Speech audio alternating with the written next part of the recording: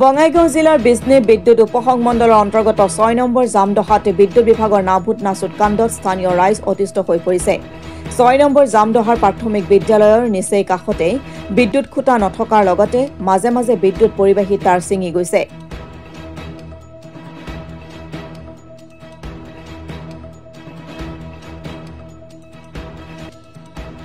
কেইদিনমানৰ পূৰ্বে তাঁৰতে লাগি এটা গৰুৱে মৃত্যু হৈছে। যিকোনো মুহূৰ্ততে বিদ্যুৎ পৰিবাহী তাঁৰ ছিঙি ছাত্ৰ ছাত্ৰীৰ ওপৰত পৰাৰ সম্ভাৱনা আছে। অফিচত বহুবাৰ জনোৱাৰ পিছতো কোনো কাণসাৰ দিয়া নাই বুলি ৰাইজে অভিযোগ উত্থাপিত কৰিছে। কাৰ্যালয়ৰ কৰ্মচাৰীৰ ব্যৱহাৰ বেয়া বুলিও অভিযোগ উত্থাপিত হৈছে। সেয়ে বিদ্যুৎ বিভাগৰ বিৰুদ্ধে একাংশ লোকে প্ৰতিবাদ কৰে।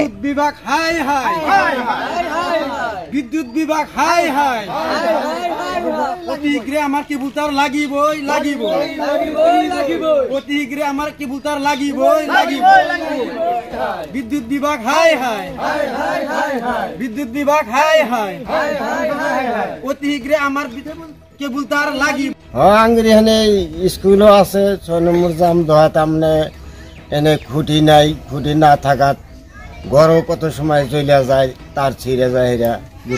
হ্যাঁ, গরু এনে তার মানে একটা অ্যাক্সিডেন্ট হয়ে গেছে গা, কোনো ব্যবস্থা হয় না। আমি লাইন বিল দিবার যারা ওখানেও কমপ্লেন দিছি, যারা বিল উঠাবার আসে তাদেরও কমপ্লেন দিছি যে আমি তার এনে ছুটে যাই, কিন্তু ক্ষতি হইতে আছে। কিন্তু আমি ঠিক করে না দিলে কিন্তু লাগলে আমি তার গলায় পেঁচায় মারবো। এরকম ভাব করে আমি নিজেও অফিসে যা করে আসলাম, তাও কোনো গুরুত্ব হইতেছে না।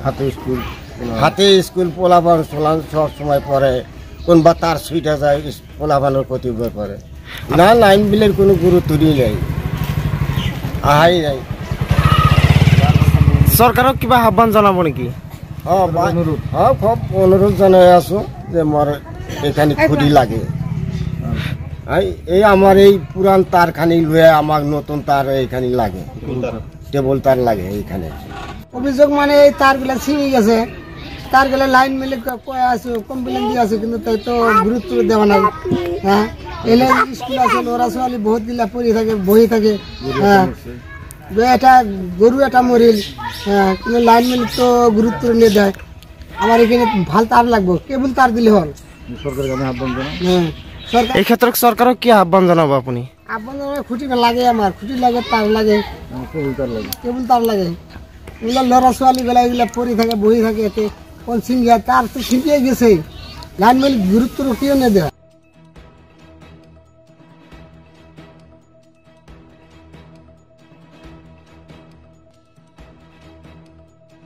মানিকপুৰৰ পৰা আব্দুল সুবাহান আলীৰ ৰিপৰ্ট, অসম টুডে।